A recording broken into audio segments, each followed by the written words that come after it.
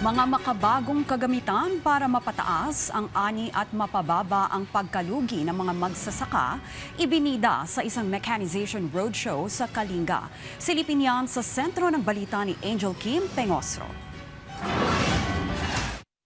Upang mapalakas pa ang agrikultura ng Cordillera, binuksan ang 2026 Mechanization Roadshow sa lalawigan ng Kalinga. Bida sa aktibidad ang agricultural mechanization o pagpapakilala sa mga bagong makinarya at teknolohiya sa pagsasaka upang maitaas ang produksyon ng agrikultura at maiwasan ang post-harvest losses.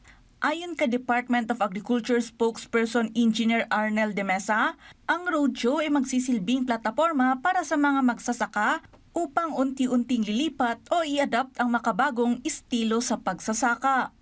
Ang mekanisasyon ay hindi konsepto na dapat lamang basahin o panoorin sa mga video.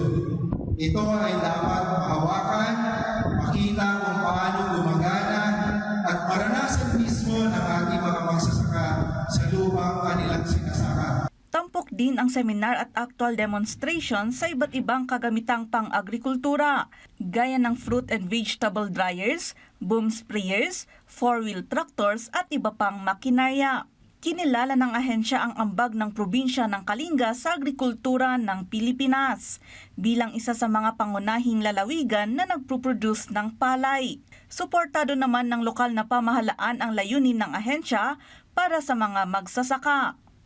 To sustain this role, we must equip our farmers with modern technologies that enable them to produce more efficiently despite labor shortages, rising production costs, and the challenges posed by climate change.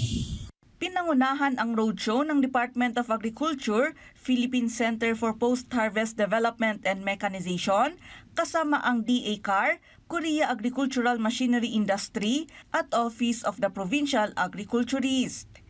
Angel Kim Pengosro para sa Bayan.